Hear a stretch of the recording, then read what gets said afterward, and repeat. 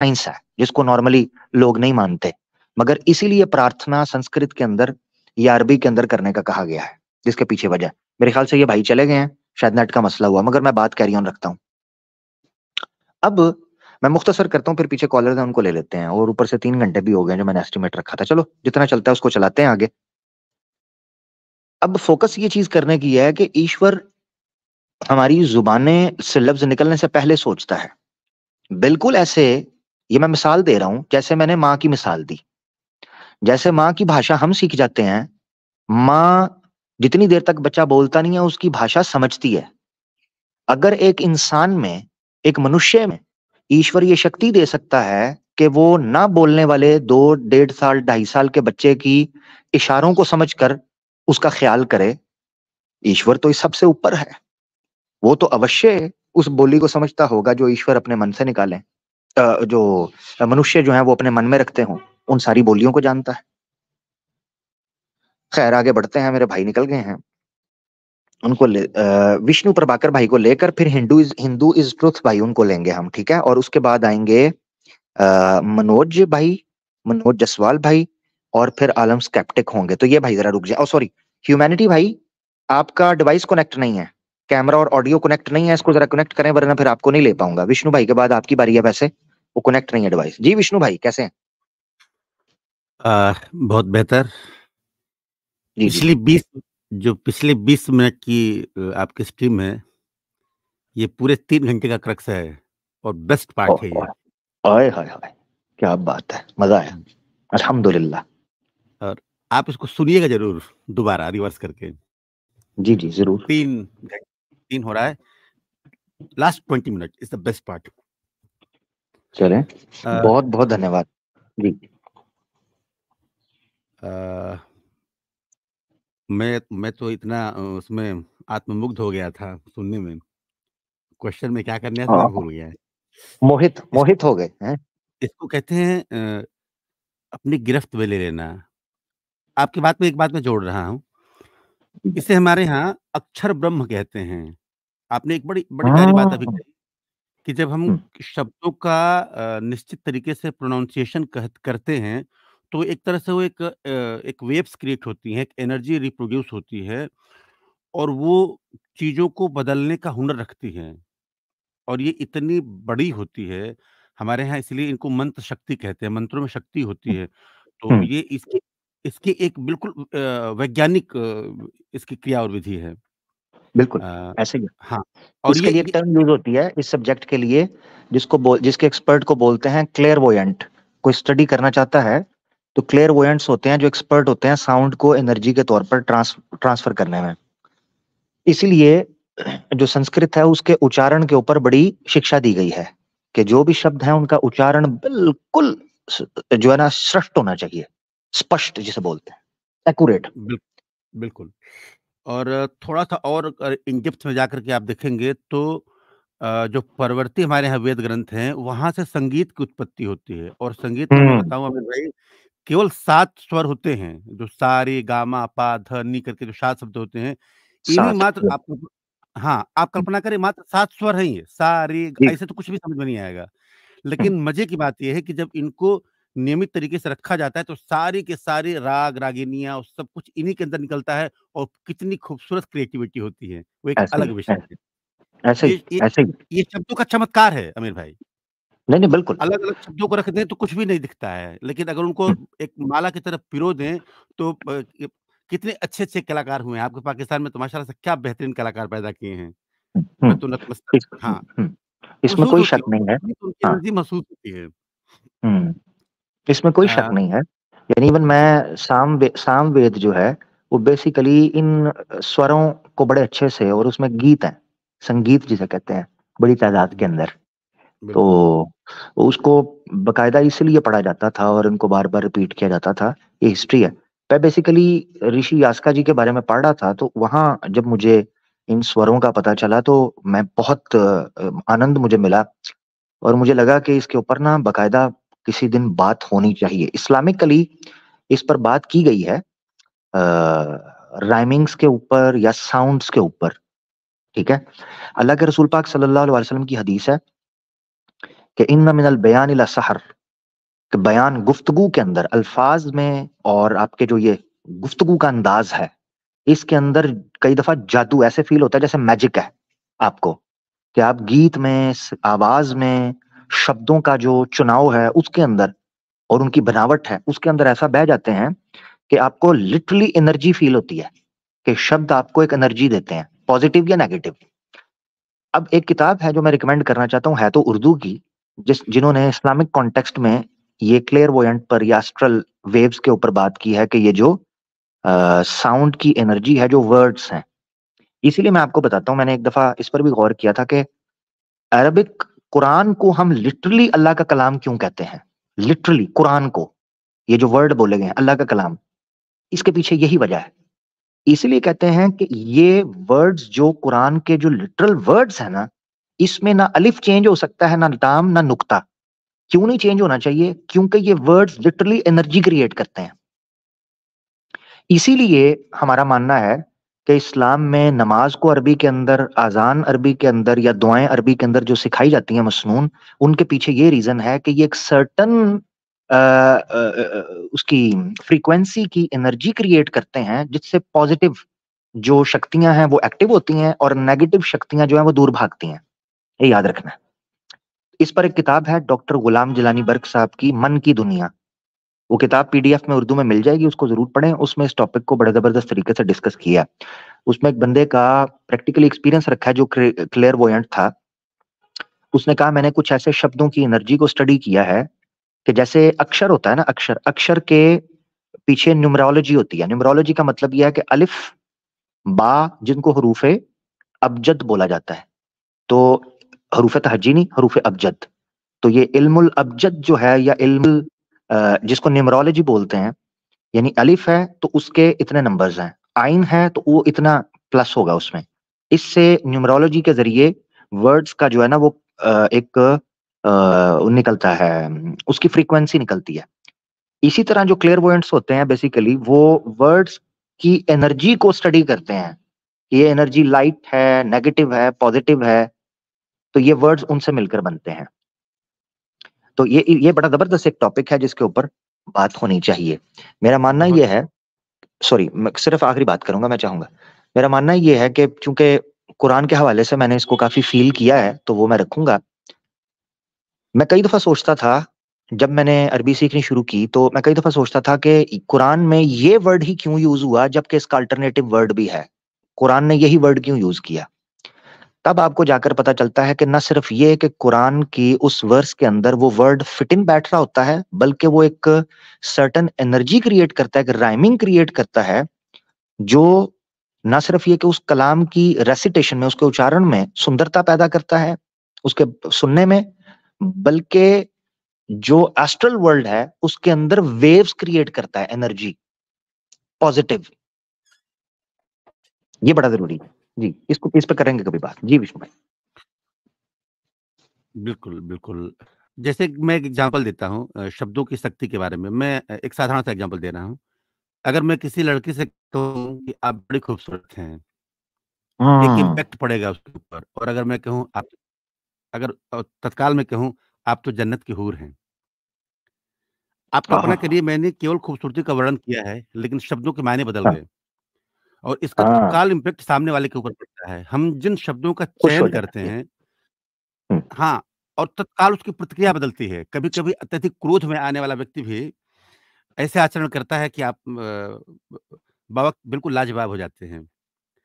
हम्म, अ, फिर बिल्कुल कभी एक एग्ज़ाम्पल और मैं दूँगा, फिर कभी। वैसे चर्चा बड़ी अच्छी जी है जी और शांतर हो जाएगा। मैं एक क्वेश्चन पूछने आया था अली भाई जी जी आपसे। जी मैं जी ये जी। जानना चाह रहा हूँ कि इस्लामिक आइडियोलॉजी में सृष्टि की उत्पत्ति कैसे हुई? सृष्टि के लिए क्या कोई शब्द है उर्दू में, मुझे नहीं सृष्टि आप तो समझते होंगे। यूनिवर्स कह रहे हैं आप, हाँ, कायनात, या नेचर हाँ, कह रहे हैं? हाँ। नहीं, नेचर अलग चीज़ है। कायनात आप कह सकते हैं, यूनिवर्स कह सकते हैं आप। ठीक है ठीक है। इसको ना जो बेसिकली जो उत्पन्न किया गया है ना, वो आपको फील होता है। कुरान में अल्लाह ताला फरमाते हैं, औज़ु बिल्लाहि मिनश शैतानिर रजीम, अवलम यरल लदीना कफरू अन्नस समावाति वल अर्द कानता रतकन फफतकनाहुमा। अल्लाह ताला फरमाते हैं कि ये जितना ब्रह्मांड या जितनी सृष्टि आपको दिखाई दे रही है, ये एक जगह पर इकट्ठी थी, जुड़ी हुई, ठीक है। यानी छोटे से किसी जगह के अंदर ये जुड़ी हुई थी, यानी सिंगल, जिसको आमतौर पर बोलते हैं सिंगुलैरिटी, नुक्ता वहदत, इस तरह थी। अब वहां से पीछे ऑब्वियसली इसका क्रिएटर अल्लाह की जात है, ये कुरान के अंदर आता है, जिसको बोलते हैं बदी उस समावाति वल अर्द। दोनों सेम चीजें हैं। वहां भी कहा कि अवलम यरल लदीना कफरू अन्न समावाति वल अर्द कानता रतकन, और वहां भी आता है बदी उस समावाति वल अर्द। ये जो यूनिवर्स है, इसको अदम से वजूद में, नथिंग से समथिंग बनाने वाला, ये भी अल्लाह की जात है, इसको उत्पन्न करने वाला, और इसको शुरू, इसका आरंभ करने वाला, सृष्टि का आरंभ करने वाला भी ईश्वर अल्लाह की जात है। तो उसको एक्सप्लेन किया कि पहले इसको उत्पन्न किया, जब उत्पन्न किया तो ये रॉ मटेरियल, रॉ फॉर्म के अंदर थी, तो कानता रतकन रॉ फॉर्म में थी, फफतकनाहुमा, तो इन दोनों को अलहदा किया, फाड़ा, फफतकनाहुमा, तो हमने इन दोनों को अलहदा कर दिया। यानी मैटर और स्पेस बेसिकली यहां पर मुराद है। अब यहां से शुरू होती है उत्पत्ति। अब इसके बाद अलहदा यानी ज्यादा अलग-अलग कर डिटेल्स दिया। नहीं दी गई। जी हुआ क्या हुआ? अलहदा यानी अलग-अलग कर दिया। हाँ, अलग अलग कर दिया, यानी जी। अलग अलग इन सेंस के, ऐसा नहीं है कि जैसे वायु है या स्पेस है, वो धरती से अलग कहीं पड़ी हुई है, आकाश धरती से अलग कहीं पड़ा हुआ है, ऐसा नहीं। अलग अलग से है कि आपका दृष्टि, आपको नजर आती हैं दो अलग चीजें, मैटर और स्पेस, ये आपको अलग अलग फील होता है। मैटर अलग जगह आपको नजर आ रहा है कि उसकी अलग शेप है, स्पेस अलग आपको फील हो रही है, तो इस तरह उनको फफतक ना हुआ, ऐसा अलग किया कि फिर वो एक नहीं होते, ठीक है ना, फिर वो एक नहीं होते, इस तरह कहते हैं फफतकना। अच्छा, इसी तरह एक वर्ड यूज हुआ है सृष्टि की उत्पत्ति के लिए, फितरत। फितरत का मतलब ये होता है, फतर यफ्तुर का मतलब होता है किसी चीज को बाय फोर्स अलग करना, फाड़ना। और ये कभी कभी फितरा वर्ड इस तरह भी इस्तेमाल होता है कि किसी चीज, किसी जुड़ी एक चीज है, यानी सिंगल चीज है एक, उसको फाड़ कर, तोड़कर दूसरी चीजें बनाना। यानी मान लीजिए, जैसे आप टेलर के पास, कपड़े की क्लॉथ शॉप पे जाते हैं, तो वहां हुँ, आप थान देखते हैं, हुँ, थान, वो थान लिपटे पड़े होते हैं कपड़ों के। अब हुँ, आप जब जाते हैं, आप कहते हैं मुझे ये सूट पसंद है, या हुँ, ये इसकी मैं शलवार कमीज बनाऊंगा, या इसकी शर्ट बनाऊंगा, तो वो क्या हुँ, करता है, आपका नाप लेकर उतने कपड़े को थान से अलग करता है, उसको भी फतर बोलते हैं। हुँ, फतर यानी मेन कपड़े से एक कपड़े को अलग करना, इस कारण के लिए कि इससे कुछ बनेगा, बाकी कपड़ा वापस रख देना। हुँ, तो सृष्टि की उत्पत्ति के लिए फतर वर्ड भी यूज हुआ, जिससे आपको, जैसे सूरह फातिर भी है, सूरह फातिर पढ़ेंगे, पूरी सूरत है एक सूरह फातिर। फातिर जी, अल्लाह ने अपने आप को कहा, यानी ये अल्लाह अल फातिर है। इसका मतलब ये है कि वो एक रॉ मटेरियल है, जिस मटेरियल से अपनी शक्ति से उनको अलग अलग करके मुख्तलिफ पदार्थों को, मुख्तलिफ जो है ना, नक्षत्रों को, उपग्रहों को, ग्रहों को उसने बना दिया। ये वर्ड भी यूज हुआ है। अब आ जाते हैं डिटेल्स के अंदर। डिटेल्स जो बयान की गई हैं, उसमें कुछ वर्ड यूज किए गए हैं जहां से कॉम्प्लिकेशंस शुरू होती हैं, और उसके पीछे रीजन भी है। रीजन ये है कि इंसान उस कॉन्सेप्ट को चूंकि ग्रिप नहीं कर सकता था, तो कुछ ऐसे वर्ड्स यूज किए हैं जो हमारी अंडरस्टैंडिंग में आ सके। मिसाल के तौर पर कहा कि हमने जमीन और आसमान को सित्ता अय्याम, 6 अय्याम में पैदा किया, तख्लीक किया, 6 अय्याम में। अब 6 अय्याम जब बोला गया वर्ड, तो नॉर्मली अरबी जुबान के अंदर जो लोग नॉर्मली वर्ड यूज करते थे, वो यौम यूज करते थे 24 आवर्स के लिए, मगर वहीं क्लासिकल लिटरेचर में यौम वर्ड 24 आवर से ज्यादा के लिए, बल्कि बहुत लंबे लंबे टाइम के लिए भी यूज होता था। छोटे टाइम के लिए भी होता था, 24 घंटे जी, से कम के लिए भी यौम के लिए होता था वर्ड, और उससे हुँ, ज्यादा के लिए भी होता था। हुँ, तो ये चीज है कि फिर वो हमें टाइम नहीं पता कि जो सित्ता अय्याम वर्ड आया है वो अप्रोक्सीमेटली कितना टाइम होगा। हजारों साल होंगे, 2000 होंगे, लाखों साल होंगे, करोड़ों साल होंगे, या 1 सेकंड हुँ, होगा, हमें नहीं पता। उसने कहा इसमें किया। अब चूंकि जो टाइम है उसको हम अपने तरीके से माप सकते हैं, समझ सकते हैं, तो हमें लगा कि शायद 24 घंटे है कईयों को, कईयों को लगा इतने हजार साल हैं, लोगों ने फिर अपने अपने तरीके से उसको समझने की कोशिश की, मगर वो इतना इंपॉर्टेंट नहीं था। ये हम मानते हैं कि 6 अय्याम में उसने किया, जो ग्रेजुअली हम मानते हैं। अच्छा, फिर उसके बाद आ जाती है अलग अलग डिस्कशन। वो आ जाती है समावात का जिक्र और अल अर्ज का जिक्र। ठीक है, वो अर्ज, जो अर्ज जिसको हम पृथ्वी बोलते हैं, स्पेसिफिकली इस पृथ्वी के बारे में आया। तो ये टोटल 6 अय्याम, 6 लॉन्ग पीरियड्स का डिस्कशन मिलता है, जिसमें ये सारी सृष्टि की उत्पत्ति हुई है, ये मिलता है। आप अगर, ये मैंने ब्रीफली रख दिया ताकि मैं लंबी बात ना करूं, अगर आपको कोई इस पर आपत्ति होगी और जानकारी चाहेंगे तो मैं फिर इस पे मजीद बात कर दूंगा। जी। नहीं, आपत्ति कोई नहीं और इस जानकारी के लिए बहुत-बहुत धन्यवाद आपका। अभी तक जो मैं समझा हूँ, वो ये कि सृष्टि को 6 आयामों के अंतर्गत निर्मित किया गया है। ये तो रहा एक टाइम फ्रेम कि सृष्टि को हम्म, इतने समय में बनाया गया है। हम्म, क्रिएटर ने सृष्टि को बनाया क्यों है? ये एक अलग क्वेश्चन है। बनाने का कोई ना कोई हमारे यहाँ कार्य और कारण की बात की जाती है। एक प्रिंसिपल है कार्य और कारण। हम्म, किसी भी कार्य के पीछे कोई न कोई कारण होता है। जैसे हम ईश्वर की आराधना करते हैं, तो कोई उद्देश्य रख कर के करते हैं। हम्म, हम्म, ठीक है, ठीक है। तो ये कार्य और कारण हम्म, सिद्धांत होता है। तो अगर हम इसी सिद्धांत के अनुसार चलें, तो क्या सृष्टि को उत्पन्न करने का कोई कारण था? हाँ, ठीक है, जबरदस्त।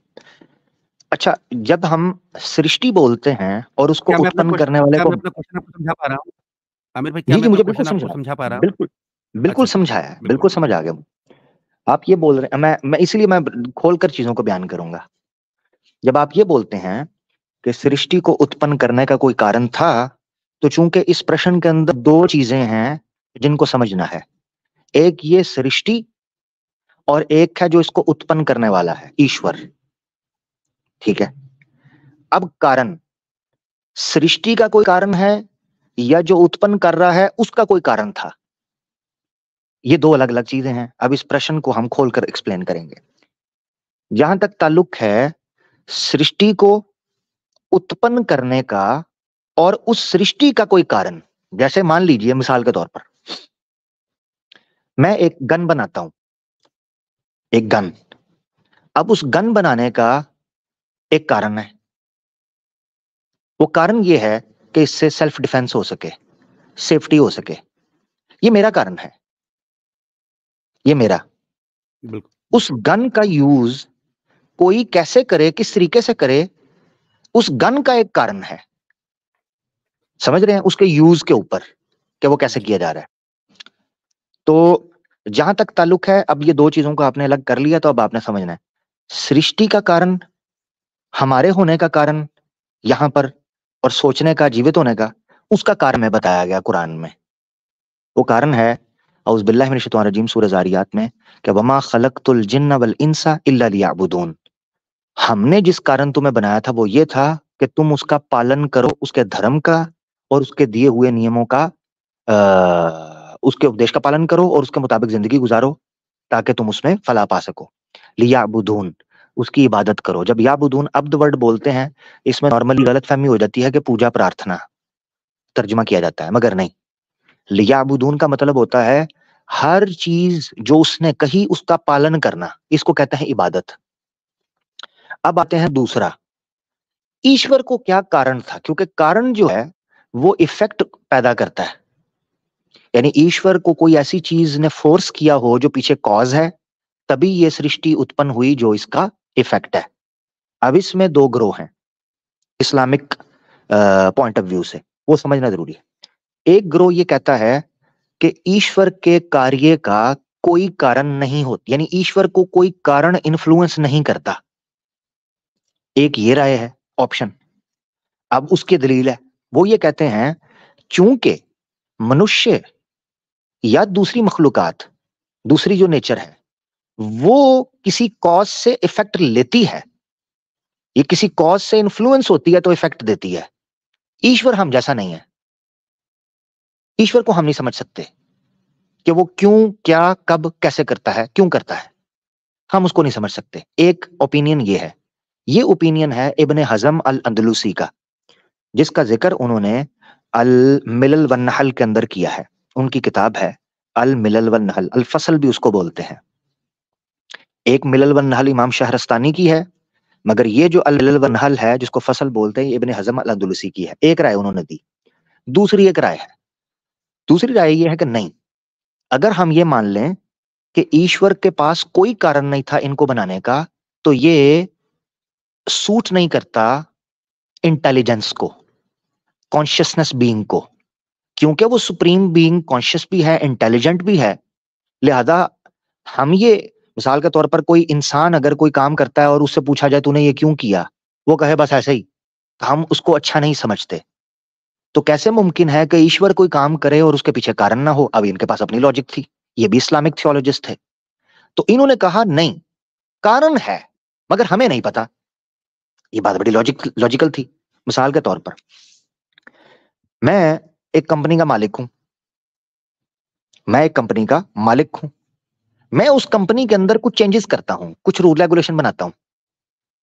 अब वहां कुछ लोग हैं, उनको वो रूल रेगुलेशन पसंद नहीं आ रहे, या उनको समझ नहीं आ रही कि ये रूल रेगुलेशन क्यों बनाए हैं, ये चेंजिंग क्यों की गई है, मगर वो फॉलो करेंगे उसे, क्योंकि मैं उनको पे कर रहा हूं, मैं उनका मालिक हूं, मैं बॉस हूं।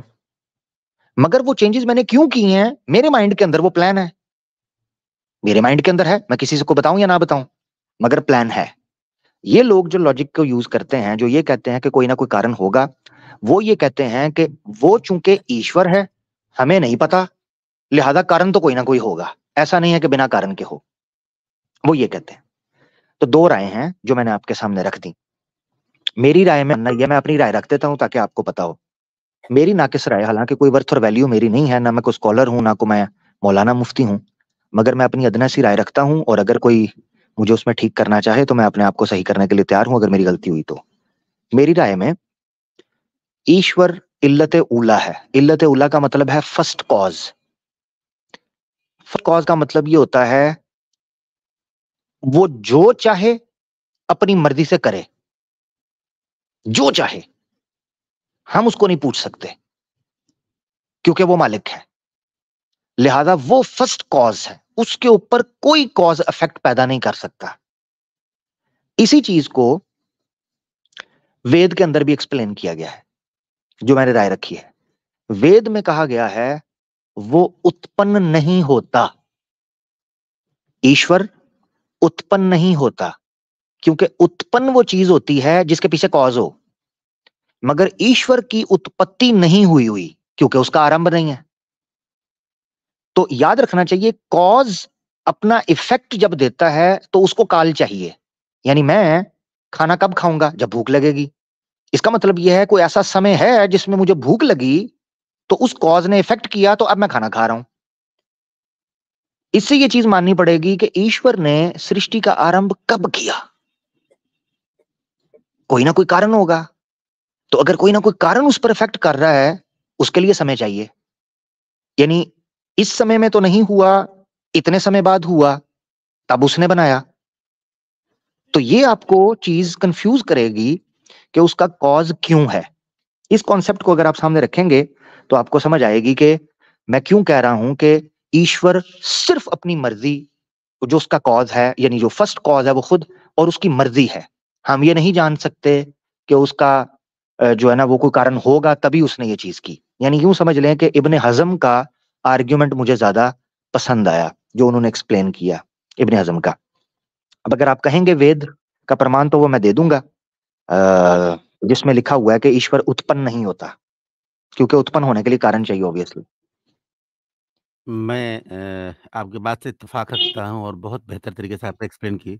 मैं इस्लामिक पॉइंट ऑफ व्यू से ही ये बात रखना चाह रहा था। वेदों और उपनिषदों के बारे में मुझे कुछ जानकारी है, तो मैं वो उस एरिया में नहीं जाना चाह रहा हूँ। मैं 2 बातें रख दे रहा हूँ और इसके बाद जी मैं निकल लूँगा क्योंकि और भी कॉलर होंगे। जी। अ, कल एक स्ट्रीम आपने करी थी और बड़ी प्यारी स्ट्रीम थी और इसी सिलसिले में बात वहाँ तक पहुँची थी, टाइम और स्पेस की बात हो रही थी। और एक कोई हम्म, अंग्रेजी का शब्द आपने यूज़ किया था, वो शब्द अभी मेरे दिमाग में नहीं आ रहा है। बात वहाँ पे आके अटकी थी कि एक ऑटोमोनस सिस्टम है जो उसने बना के रखा है और वो हम्म। ऑटोमैटिकली चीज़ों को व्यवस्थित करता है। कोई पर्टिकुलर वर्ड आप यूज़ कर रहे थे, मुझे याद नहीं आ रहा है। ऑटोनॉमस लेकिन सिस्टम कोई ही है ऐसा जी। I think so. जी। तो ऑटोमोनस सिस्टम को पहली बार स्टार्ट करने के लिए ना एक स्पार्क की ज़रूरत पड़ती है। जी, जी। जैसे जैसे हमने यूँ समझे कि एक एक बाइक है और वो चल देगी, लेकिन एक बार जब उसका इंजन किक होगा, तो स्टार्ट होके फिर वो स्पीड पकड़ लेगी। और अगर वायु का घर्षण बल 0 हो, तो वो अनंत काल तक चलती चली जाएगी। ये भी सिस्टम होता है। अगर कोई उसको बाहरी फ़ोर्स ना रोके, तो चूँकि उसको एक फ़ोर्स मिल गया रन करने के लिए, तो कंटीन्यू चलता चला जाएगा वो। हुँ, तो अगर ये सृष्टि चल रही है, तो इसका कोई न कोई काज है। और लेकिन वो जो फर्स्ट स्पार्क मिला, वो कहाँ से उसको मिला है, ये एक अलग विषय है, फिर कभी इस पे बात करेंगे। जी, जी, जी। वे जी, जी, बिल्कुल। ऋग्वेद का हुँ, एक नाषदीय सूक्त है, वहाँ पे आपको इन प्रश्नों के उत्तर मिलेंगे। मैं रेफ़रेंस दे दे रहा हूँ। हुँ, श्रीमद् भागवत गीता में भी आपको इसके रेफ़रेंसेस मिलेंगे। हुँ, वहाँ पे भी आपको इसके मिलेंगे। सनातन इन प्रश्नों के 2 उत्तर देता है। पहली हुँ, चीज़ वो कहता है कि जब कुछ नहीं था तो भी वह था, जब कुछ नहीं होगा तो भी वो होगा। मतलब ये जो हुँ, सृष्टि उत्पन्न जब सृष्टि नहीं बिल्कुल, थी, एग्री। तो भी उसका अस्तित्व था। और जिस दिन हमारे वो यहाँ आपके यहाँ जो क्या बोलते हैं उसको बड़ा अच्छा एक वर्ड यूज़ होता है आपके यहाँ कयामत कयामत आपके यहाँ आता है। जी, जी, जी, कयामत का जो जी। कॉन्सेप्ट आपके यहाँ आता है, हमारे यहाँ उसको प्रलय काल कहते हैं। हुँ, तो प्रलय के बाद मतलब जब सृष्टि कंप्लीटली खत्म हो जाएगी और उसके बाद मैं ये चीज़ ये नहीं जानना चाहता हूँ नहीं जानता हूँ, ये शायद आप कन्फर्म करें और ये मेरी लास्ट बात है, इसके बाद मैं निकल जाऊँगा। कयामत के बाद क्या दोबारा सृष्टि उत्पन्न होती है? क्या दोबारा वो चक्र चलता है? या जितने लोग हैं कयामत के दिन मतलब वो उठा दिए जाएँगे, उनका फैसला हो जाएगा, चाहे वो जन्नत में चले जाएँ, चाहे जहन्नम में चले जाएँगे। इसके बाद क्या? क्या हुँ, इसके बाद सृष्टि फिर से उत्पन्न होती हाँ, है? हुँ, बिल्कुल, सृष्टि दोबारा उत्पन्न होगी, मगर ये नहीं, जो अब है ना, ये नहीं होगी। इसके नियम बदल चुके होंगे। कुरान के अकॉर्डिंग यौमा इस तरह के अल्फाज़ हैं, 1 मिनट रुकिए ज़रा मैं आयत निकाल लेता हूँ ताकि मैं आपको पढ़ सकूँ आपके लिए, ठीक है? 1 मिनट ज़रा रुकिएगा। आयत पढ़ देता हूँ, रुकिएगा ज़रा। अ, शु शु शु 1 मिनट दीजिएगा। मैं आयत पढ़ देता हूँ आपके लिए ताकि पता चल जाए कि कुरान का हाँ, ये औज़ बिल्लाहि मिनश शैतानिर रजीम। सूरह इब्राहीम की आयत है 48। यौम तुबद्दलुल अर्दु गैरल अर्दि वस्समावातु व बरज़ू लिल्लाहिल वाहिदिल क़हार। On the day when the earth shall be changed into another earth, as shall be the heavens, they will all appear before God, the one, the most supreme. याद रखना है, सृष्टि का एक बार नाश होगा। कुल्लु मन अलैहा फान वयबका और रब्बुका वयबका वजहु रब्बिका जुल जलाली वल इकराम। ये वही वही बात है जो आप कह रहे थे। जब सृष्टि नहीं थी, वो था। जब ये नहीं होगी, तब भी वो होगा। यही चीज़ कुरान ने कहा है। ठीक है? बिल्कुल। अब सृष्टि का नाश होने के बाद दोबारा उत्पन्न होगी, होगी, मगर वो ये नहीं रहेगी, चेंज हो चुकी यानी नियम ये नहीं रहेंगे, वो चेंज हो चुकी होगी। अब वो क्या होगी, कैसे? इसकी डिटेल फिर हम डिस्कस कर लेंगे आगे कभी, ठीक है? बरल बेस अ, पकड़नी थी। मैं एक लास्ट टिप्पणी करके फिर निकलता हूँ, इजाज़त चाहूँगा आपसे। जी, जी, जी, जी। ऋग्वेद के 10वें लोग कहते हैं कमेंट सेक्शन में आता है कि मैं कल किस डे में था, मैंने वो नहीं दिए, रेफ़रेंसेस नहीं दिए। मैं पहले रेफ़रेंसेस कोट कर देता हूँ। हुँ, ऋग्वेद के 10वें मंडल में सृष्टि की रचना का विशद वर्णन मिलता है। ऋग्वेद 10वां मंडल। सृष्टि की उत्पत्ति कब हुई, इसका उत्तर भी वैदिक साहित्य में मिलता है अली भाई। इस विषय में यह जानना महत्वपूर्ण है कि ईश्वर का एक दिन 4.32 यानी 4.32 अरब वर्षों का होता है। इतनी ही अवधि की रात्रि होती है जिसे प्रलय काल कहते हैं। पूरी सृष्टि का 14 मनवंतरों में विभाजन किया गया है। एक मनवंतर में 71 चतुर्युग होते हैं। इस प्रकार एक कल्प में कुल 994 चतुर्युग होते हैं। शेष 6 चतुर्युग में ये 43.20 और मल्टीप्लाई 6 करेंगे तो लगभग 25 करोड़ वर्ष होता है। और इस तरह से एक लंबा टाइम पीरियड आता है। और ये सृष्टि जो है इतने साल में दोबारा जो है रिक्रिएट होती है और ये चीज़ चलती रहती है। और ये ऐसा चलो होता इस क्यों? पर मैंने हाँ। आपसे क्वेश्चन पूछा कि सृष्टि का कारण क्या था? ये अंतिम लाइन में कह के निकल जाऊँगा हुँ, कि जितने भी प्राणी हैं मनुष्य के साथ मतलब केवल मनुष्य की बात नहीं की जा रही, मनुष्य के अलावा भी जो चीज़ एक्ज़िस्ट होती है, उनके जो पूर्व जन्मों के जो शुभ और अशुभ जो कर्म होते हैं, उनके अनुसार वो जन्म और मरण के एक चक्र में चलते हैं और सृष्टिकर्ता सृष्टि को इसलिए उत्पन्न करता है कि वो उनके कार्यों के अनुसार जो है उनको एक वो कर सके। फिर कभी इस पे